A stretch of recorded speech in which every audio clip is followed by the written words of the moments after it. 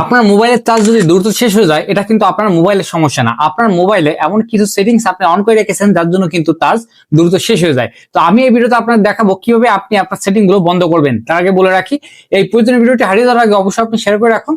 আর এখনো যারা আমার ফেসবুকের এই পেজটাকে ফলো দিয়ে রাখেন, তারা এখনই ফলো দিয়ে রাখুন। তো চলুন কিভাবে সেটি করবেন দেখি। এই কাজটি করার জন্য প্রথমে আপনাকে আপনার ফোনের সেটিং এ যেতে হবে। সেটিং এ যাওয়ার পর এরপর কর্নারে যে সার্চ অপশন আছে এখানে ক্লিক করবেন।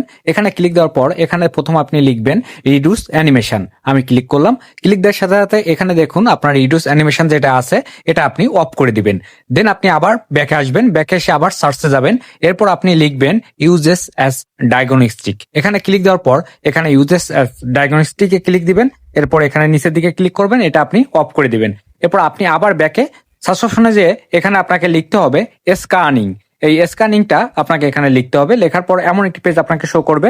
তো এখানে ওয়াইফাই স্ক্যানিং এ ক্লিক করবেন। ক্লিক দিলে এই যে দুইটা যে স্ক্যানিং, এই দুটো আপনি অফ করে দিবেন, ব্লুটুথ স্ক্যানিং, ওয়াইফাই স্ক্যানিং। এই দুটো অফ করে আপনি আবার ব্যাকে আসবেন। ব্যাকে এসে আবার সার্চ অপশনে যাবেন। সেখানে আপনি লিখবেন প্রিন্টিং।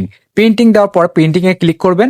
এরপর এখানে এই যে প্রিন্টিং এ ক্লিক করবেন। এরপর এই যে ডিফল্ট প্রিন্ট সার্ভিস এটা আপনি অফ করে দিবেন। অবশ্যই এইভাবে যদি কাজ করেন তাহলে আপনার চার্জ অনেক সময় থাকবে। অবশ্যই প্রয়োজনীয় ভিডিওটা আপনি শেয়ার করে রেখে দিন। আর সেটিং গুলো খুঁজে না পেলে অবশ্যই আপনার মোবাইলের নামটি কমেন্ট করুন। ধন্যবাদ।